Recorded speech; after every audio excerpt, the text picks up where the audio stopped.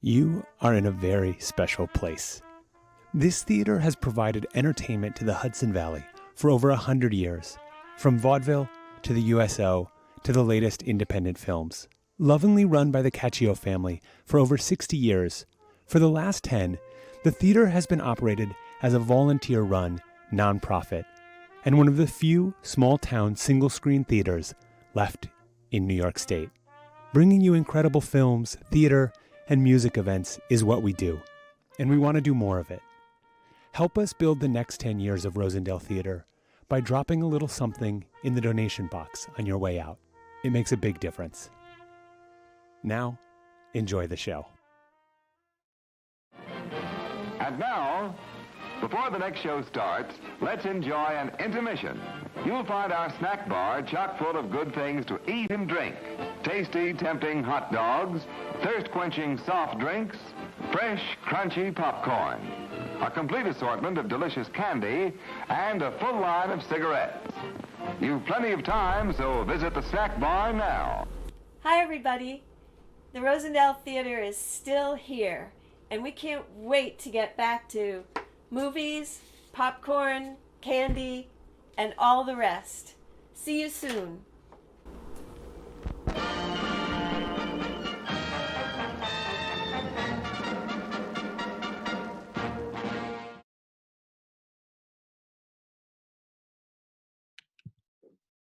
Hi, welcome to the Rosendale Theater.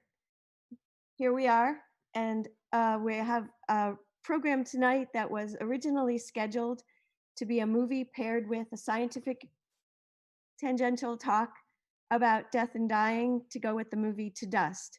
It's part of the Rosendale Theater's participation in the Science on Screen series, an initiative of the Coolidge Corner Theater Foundation with major support from the Alfred P. Sloan Foundation. The Rosendale Theater is amazingly delighted to be part of this project. Tonight, first I will tell you that we're live. My name is Pam Cray. I am representative from the Rosendale Theater and the point person for the Science on Screen project here.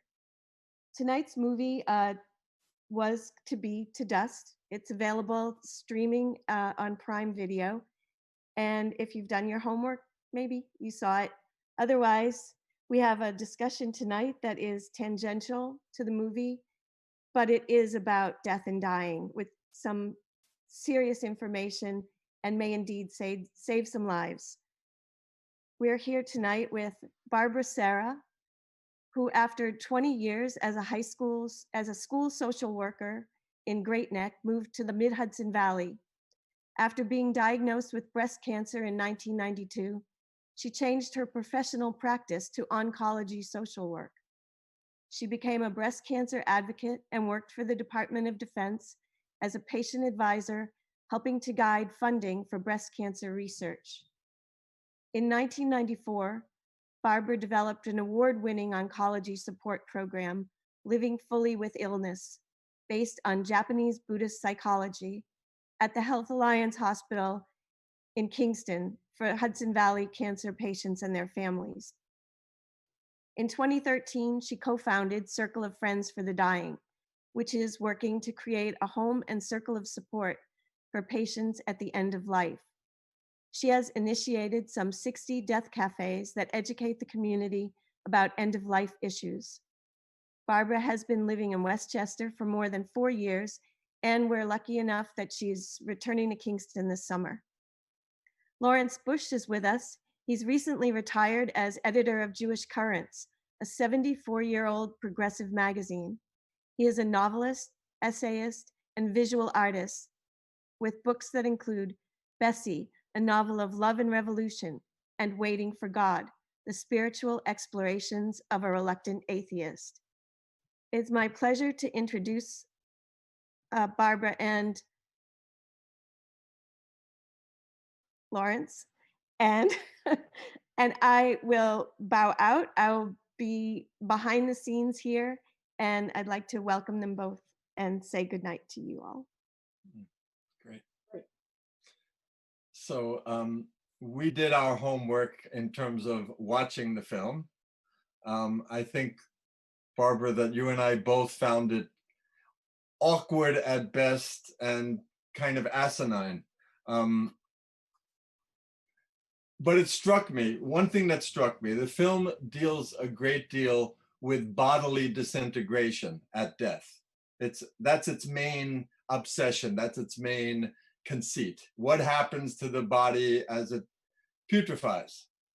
And I realized, both because I saw the film, but also because my cat caught mice in my house, that I hate corpses. I don't feel comfortable with corpses.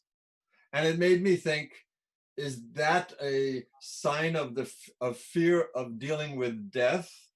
Or is it simply my own sense of purity and contagion? Everyone's got different sense of purity and contagion, and has really nothing to do with whether or not I look at death. So the film doesn't deal with the spiritual living aspects of our fear or our encounter with death. It deals with what happens to the body. I'm curious, how many people in your experience are interested in post-death bodily function as opposed to being spared pain on the way to death? Is that a concern to most people? But it does deal with fear. What does deal with fear? I mean, the film, when you're concerned about the putrefaction of your body, you're scared. And I think the film is related to what might be a lot of people's fear about death. And certainly this period that we're living in now is has raised that topic to the forefront. So the main part of our contemplating death, though, in terms of the body, is we don't want to be in pain. We don't want to go through the breakdown. I think it's safe to say that most people are less concerned with what's going to happen after they're done. And the other main part is contemplating the loss of our lives, the loss of the pleasures, the involvement, the contemplation of the world without us, and so on, which the film little deals with. I would say that the subject of what's a good death might open up the question of what's death education about. What would you consider to be a good death? Well, I think the first thing that you would expect if you want a good death is to make plans for it. Once you get to that wonderful point where you actually are willing to admit that you're going to die, then it's time, if not before that, to make plans for how you want to die, how you want to be taken care of at the end of your life. I think people will tell you who have made their plans, who have written instructions for how they want to be cared for, those people are probably more comfortable with the prospect of their death than people who haven't been willing to talk about it or think about it. And that's why one of the things that we've done here in Ulster County is to have death cafes where people can have those conversations about end of life and how they can prepare for it.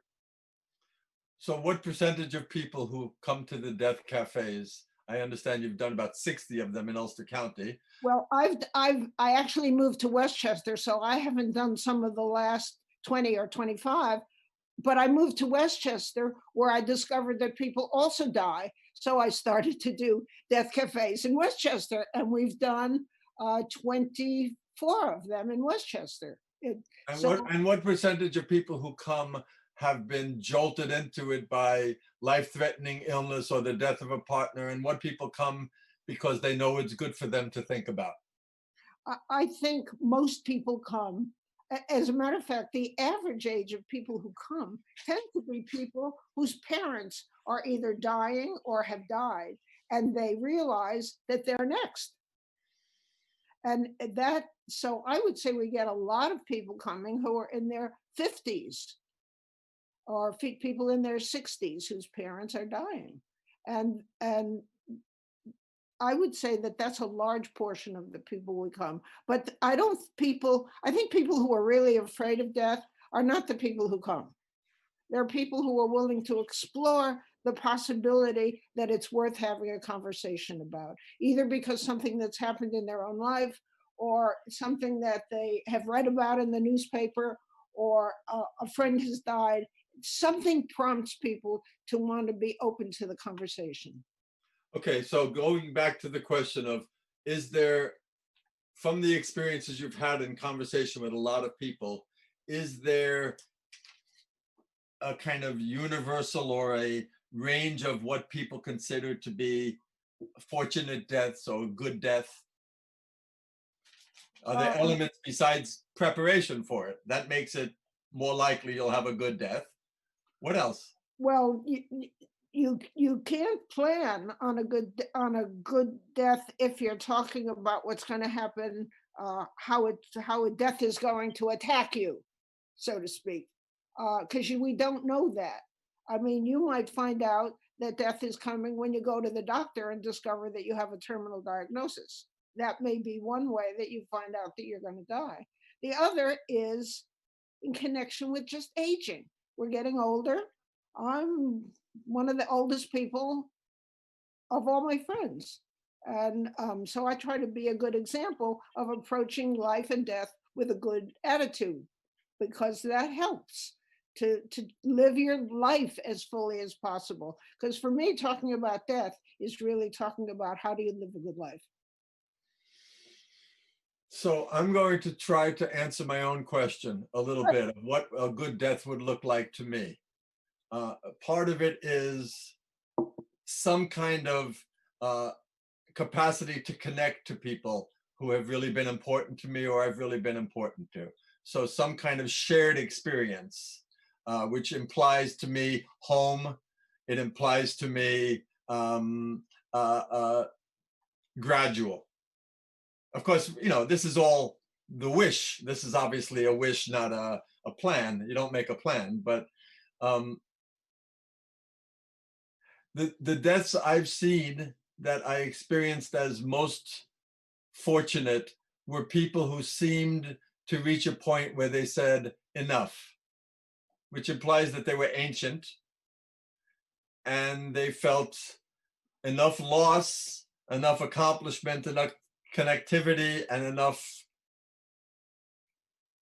done with life that they said enough. Yeah, but the things that you're talking about, Larry, about making connections with people, I don't associate that with death, although death will come. Mm-hmm. I encourage people to live that way in their life, whether it's about the fact that they're going to die or not. I mean, to make good connections and friendships is, it's about doing it now. And you use the word ancient. I don't know what goes for ancient these days. What is ancient? Well, that's an interesting question. I publish a 4 times a year broadsheet called Alter, Yiddish for old. And I realize that our audience, the demographic of our audience goes from, people in their 60s and 70s to people in their 80s and 90s and up. And that their needs, what they expect from the publication are very, very different. People in general in their 60s and 70s are experiencing kind of a prime of life, retirement. They're often flush. They have, if I'm healthy, the next 10 years are going to be fabulous. People at a certain point start experiencing the burdens of immobility, things that, are much, much better in our time than they used to be, but that begin to make the day-to-day problematic. And on some levels, I distinguish between old and aging and ancient in that way. That makes sense?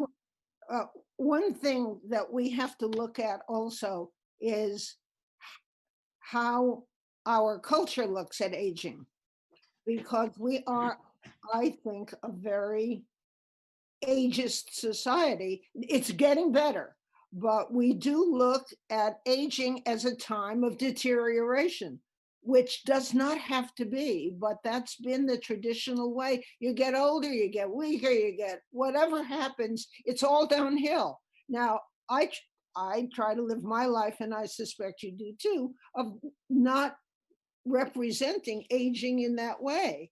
But it's been, I think, part of the American view of aging that you get old and you get worse.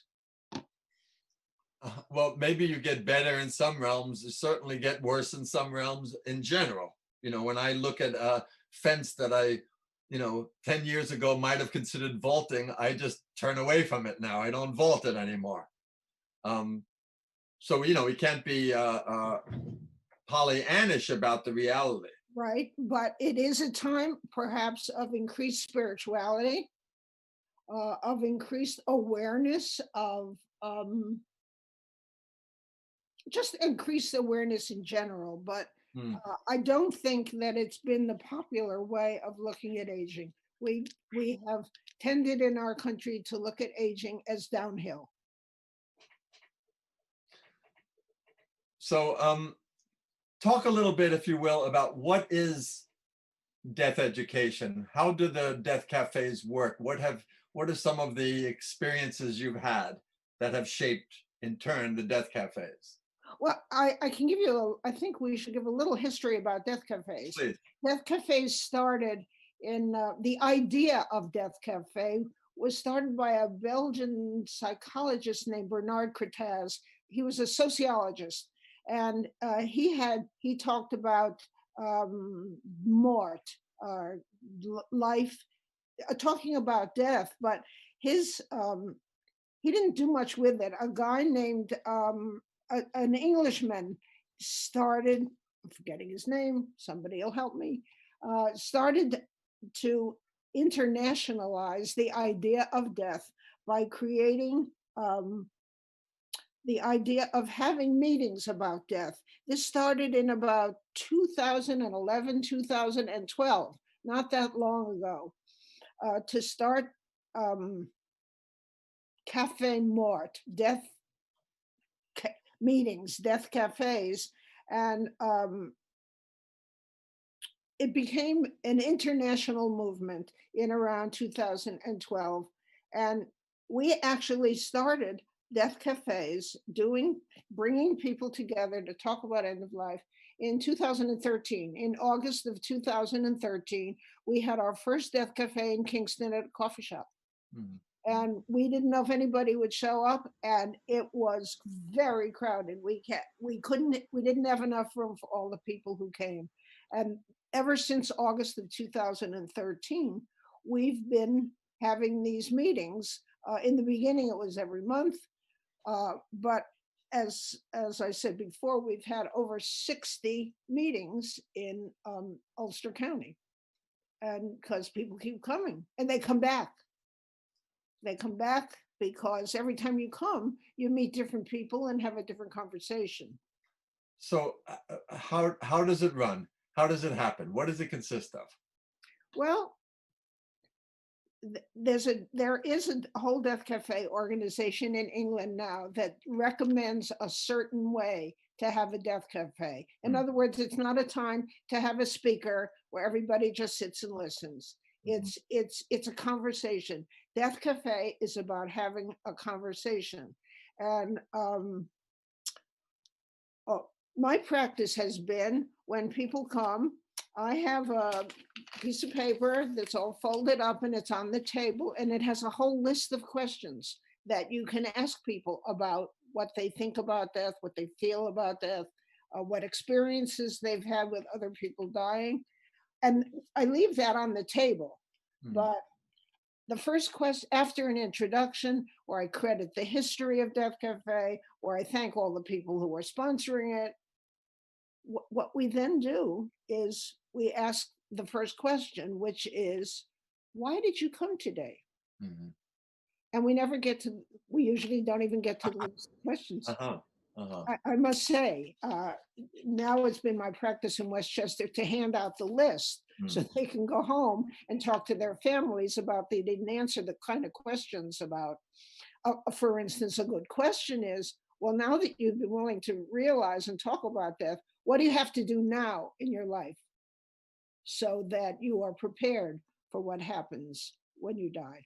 Can you give an example? Can you give an example of what you have to do in your life to prepare? Well, you ought to be nice to talk to your family. It would be great to have advance directives, a living will. There are ways, there are also ways, if you want to prepare for your death, what you might want to do is stay as healthy as possible. Uh-huh. Can you explain the difference between a living will and advance directive? A living will is an advance directive, and I can actually I'm going to make a suggestion to people who are listening that they can find out about an addition.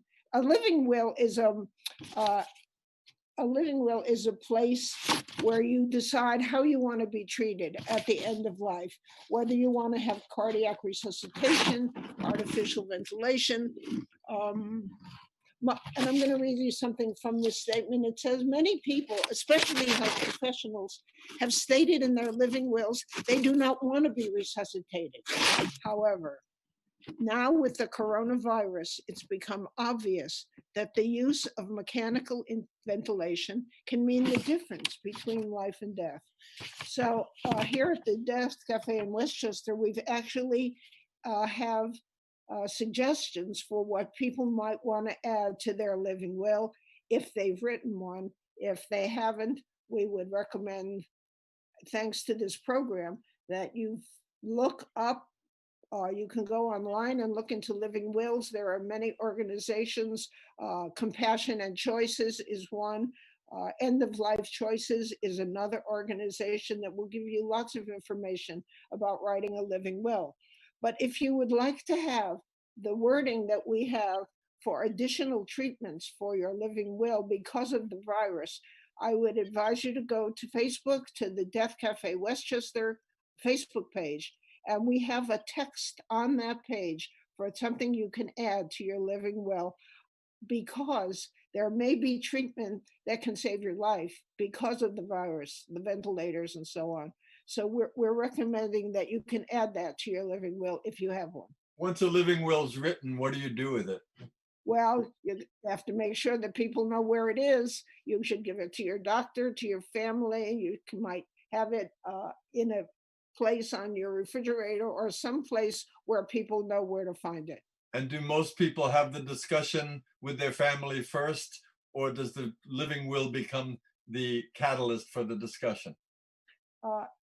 That depends on the nature of the family relationships, I would say. If you're a person who talks to your family about dying, you might want to review your advance directives with your family. If you don't have that kind of family connection, just let people know that you've written it and where they can find it. Your physician should also have a copy. Mm-hmm. Mm-hmm. I'm curious about whether the death cafes have attracted people who have a strong faith tradition. One of the two characters in the movie, To Dust, is a Hasidic Jew who's got very strongly attached to his Jewish community and his tradition, including his traditional fears. I'm curious about whether or not you mostly get an agnostic, atheist crowd for whom this is their ministry, this is their opportunity to talk about deep subjects, or are they people who carry a certain tradition with them, and if so, what do they bring to the discussion? I think that we get all kinds of people at the Death Cafe. The people who come with a very fixed idea about what their tradition tells them may be less open, shall we say, to looking at different points of view.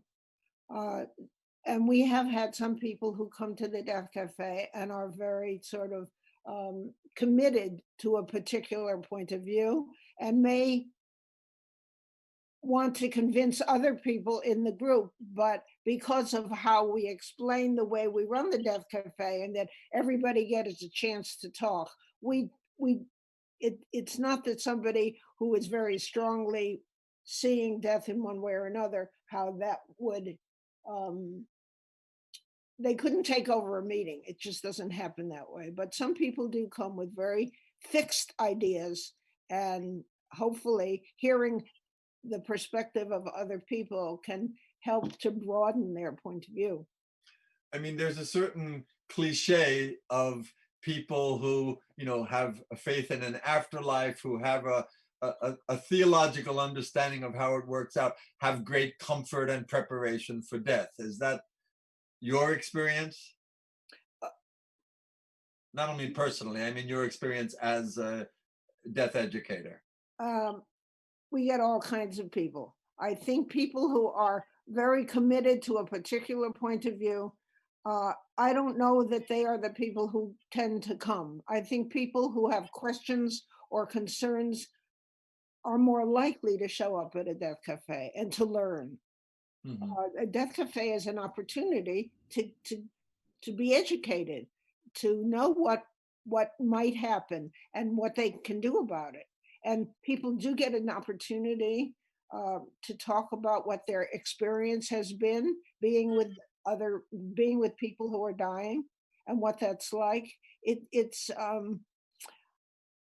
the conversation is very wide ranging, because once you ask people why did they come, they are able, or usually able, to be very open about what they've been sort of holding inside about it. And the consequence is that when we end the Death Cafe, we have a lot of happy people. I'm not saying they're jumping up and down, but they are very grateful that they finally had a chance to talk about the thing that they haven't talked about much. Is it usually like a one-shot deal? You come to a death cafe and then it's a different crowd at the next one, or do people deal with it as a support group? It is a support opportunity, but it's not a group where people come and talk about. It's not a support group, but it's a group that offers support. You don't come. It's not a death. When somebody dies, you don't come and talk about necessarily. You're not looking for that kind of support. It's more a general conversation. I see that Pam asked me a question, but how does one find out about the next death cafe in Ulster County? In Ulster County, there's a fabulous organization in Ulster County called the Circle of Friends for the Dying. And the Circle of Friends for the Dying, which started right about the time that we did those first death cafes in 2013, Circle of Friends for the Dying is establishing a home for end-of-life care in Kingston. We've been stopped in right now in opening the house because of this COVID-19. Because we were about to start renovating the house so that we could take people in. It's for people who are dying at the end of life, who live by themselves and need care.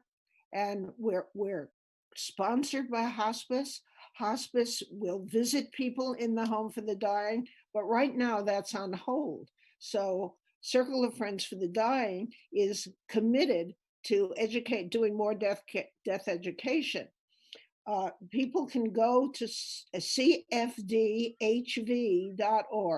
CFD, Circle of Friends for the Dying, HV is Hudson Valley, to get more information about the death cafes that are happening all over Ulster County. In the last 6 or 7 years, we have had a death cafe in many communities throughout Ulster County. Am I right that there's one tomorrow? Well, tomorrow, anybody can come because it'll be our second Death Cafe online. We had one about 6 weeks ago. We had almost 50 people, and you can go online, and we break up into small groups, and we do the same thing that we do in the live death cafes. So how do people find out about that one? Well, Pamela's going to put up a slide that will tell us Okay. about tomorrow. It's going to be tomorrow morning. Oh, there it is. Timing is great. Tomorrow Excellent. morning at 11 o'clock, there's going to be an online death cafe. Not only can you join it, but you can send this information to friends all over the country. Because last death cafe, we had people from California and Michigan and Arizona who joined in, because all you need to do is have a computer. And so if you go to the CFDHV website, www.cfdhv.org/events, you will get the information about tomorrow, how to sign in with Zoom to be part of the online death cafe. Anybody is welcome. So Barbara, I'm curious to know your thoughts about this pandemic and what it's revealing about our. Let me begin by saying it struck me how much for the last couple of months life seems valued. There's been so much, so often in the United States, you feel like life gets thrown out by easy war, or, certainly if you watch television and the movies, there's, murder and mayhem is just so, it's cartoonish. It's so flippantly dealt with. And here you have a pandemic where, there's a great deal of hardship involved in shutting down the United States for as long as it's been shut down in order to save old people, especially, at least that's what was thought at the beginning, in order to save lives. And I've been kind of moved by that fact and yet there's also been a chaos, and it's already breaking down in the name of opening and saving the economy. And I'm just curious about how you've been experiencing this time, given your work. Well, I don't welcome the pandemic, certainly not, but it really has opened the conversation about death. And more people are talking about, it used to be, I go back to, I was a cancer patient many years ago. And when I got cancer in 1992, which is quite a long time ago, we were just beginning to talk about cancer. We used to talk about cancer by calling it the big C. Mm-hmm. And that was already That was already in advance. Right. So we went from calling cancer the big C to calling it cancer. Well, now we have the big D, and we're talking about death. And that is probably the only benefit that I can think of, but it has opened the conversation, and I'm very grateful for that. Where do you want the conversation to go? Where are we headed? I mean, for example, the advent of hospice is something I never would have guessed 20 years ago was going to become so commonplace and so marvelous. Yes. Where do you want these issues to take us? What needs fixing? My hope is that with more education and awareness, that people will be able to die knowing that they will get the kind of care that they deserve and that they need. I think it was in La Crosse, Wisconsin, where they did a study of how many people came into the hospital who had their advance directives done, and it was maybe 30%. And after educating the community, they were able to move up to 70 or 80% of people coming into the hospital with their living wills and their advance directives in order, which makes for a better, more sanguine death, and helps the hospital, helps the family. Autonomy too. So that's what I'm hoping. Autonomy seems, yeah. What else? So that's where I'm hoping that it goes, that we have a community that's better educated and willing to talk more openly about life. It makes life richer if you can anticipate your death and know that you will be well taken care of. And it's why we want to have a home for the dying. It's why hospice was created, to help people have a better life, knowing that they will get good care. Well taken care of usually implies to most people, up-to-date medical care, Well, attention, et cetera, et cetera. But you're saying something more than what is good care at that stage of life. What counts? well, I always find myself coming back to what counts in death is what counts in life. Namely? Loving, love people who care about you, people who will, um, to people who can acknowledge that you've made a difference in their life, people who can express their gratitude to you for what you've given to them, and that you can do the same for them. Uh, Death, life can be beautiful, and death can be too. But so to me, it's a very thin line. Except when you get to the end of the line, it's over. I guess, if you believe that. So But you've lost partners and you've gone through death scare yourself, which Yep. plunged you into this work. I'm curious about you 20 years ago, before the first Death Cafe, and now. It's like, what's been the process been for you as a teacher? How has this transformed your perspective on your life and on what's to come?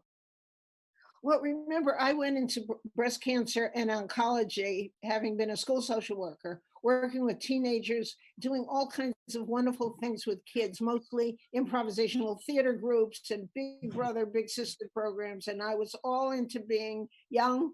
And all of a sudden, I got breast cancer. Never expected it. And fortunately, I was had been educated in a certain kind of Japanese-based psychology that helped me not only deal with my own diagnosis, but helped me to create a whole program in Kingston, which hopefully many of the people who are watching this program know about, the oncology support program in Kingston at Benedictine Hospital, because I was, thanks to what was then Benedictine Hospital, I was enabled to start a program for cancer patients to offer them support and programs, help them develop a purpose in life. The whole philosophy of the program was to have a meaningful life with purposeful activity and gratitude, thanking all the people who support you every day of your life. So that it helped me get through my diagnosis and helped me to help other people get through their cancer diagnosis. And the program is still there. Health Alliance Hospital. That's Great. great. So getting back to the movie, do you want to be buried or cremated, Barbara? Well, funny you should ask that question, because you didn't tell me you would ask it. And you know what?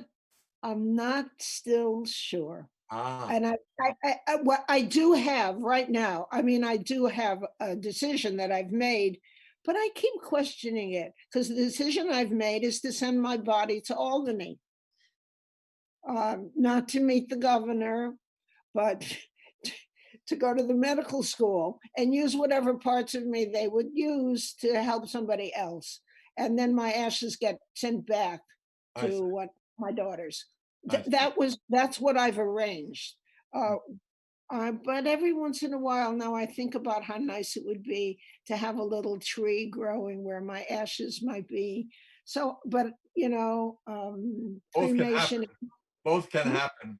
Both can happen. I find a lot of people these days, in my limited experience, a lot of people are oriented towards having memorials rather than funerals these days. The pace, people don't, people don't want to move right it through their grief into a funeral. They prefer to put it on hold, get the support, and then a month later, you know. They're also, I know with my in-laws, with Susan's parents, they were both cremated and we buried their ashes, you know, in a cemetery with a gravestone. So we had the best of both, so to speak. Well, now there are a couple of cemeteries in our area that are green, sort of green cemeteries. One in Rosendale Wilson, and one over in Dutchess County. Mhm. But I have an idea that if my ashes, I have an idea to have my ashes put in an hourglass. And whenever my children want to check on how their time is going, they turn it over and they watch the time go by and they think about their mother. Mm. Mm. I'm struck by how little time we spend in our culture contemplating our ancestors formally. When I saw that kids movie about the Day of the Dead in Mexico, it was a wonderful cartoon I watched with my 2-year-old grandson. It made me want to come home and do the Day of the Dead. The idea that the living keep the spirit of the others alive only when we set up an altar and look at their picture and spend that time. But I do very, very little of that. And maybe I remember to light a Yortzeit candle, that's something I'd like to see change. I think it would slow us down and deepen our sense of continuity in a very positive way for our culture if we did a little more ancestor worship, so to speak. Well, I'd like to add to that. One of the things I discover about people talking about death is that they're afraid that they're not going to be remembered. People now are worried that they're not going to be remembered. And what I've learned from my best death teacher, a man named Stephen Jenkinson, he says the reason that people are worried that they're not going to be remembered is because they don't remember the people who came before them. Mm-hmm. That, as you are right, Larry, we need to pay more attention to honoring our ancestors. And so that's, I assume that it's something I raise at death cafes, that hopefully people go home and spend time talking. I mean, one of the great things about death cafes is that people then go back and talk to their families, because it's a good opening to a conversation. You can, if you don't know how to talk to your relatives about death, you can say, well, listen, I went to this death cafe and this is what we talked about. Mm-hmm. Mm-hmm. So honoring your ancestors is, our Native Americans taught us about that a long time, and we need to pay more attention to that. Good. I would imagine it's good for you. It's not just an obligatory thing. It's good for you to do it. Good for the culture to do it. Yeah.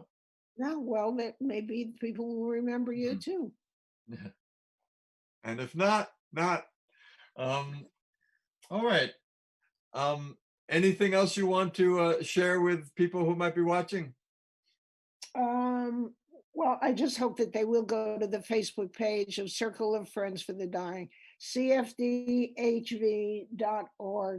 There's lots of information. There's even a blog now, organized by our wonderful board member, Ann Hutton, a blog where you can write about things and we will publish them for you. So the other important thing is to take whatever you learned in this time and go and talk to friends and family about it. Spread the word. It's okay to talk about death. As a matter of fact, at the end of every death cafe, I feel more alive than I did when it started, because it gives you some perspective on life. But I keep making that connection. To me, life and death, it's a thin veil, very thin veil. And as I get older, it gets thinner. And of course, hospice is very wonderful. Hospice is sponsoring our Home for the Dying. And community education, that's what we're doing. All right, so let's thank the Rosendale Cafe for giving us this chance to talk.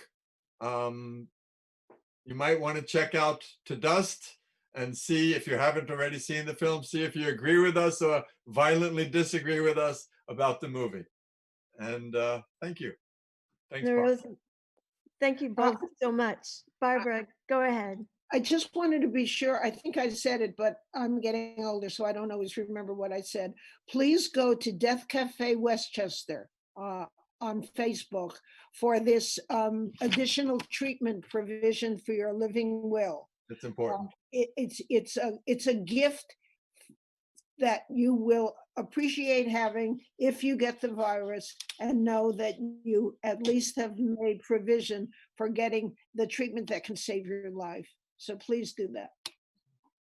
This is important information, life-saving, as you say. Shall we sign off? I guess we're there. We thank you so much. It's been a pleasure. Thank you for being with us. What? I've learned as I get older that I never really forget anything. It just takes me a long while to get to it. So the man who started death cafes in England was named John Underwood. Gotta say it. Thank you. Thank you. Good night. Have a wonderful evening.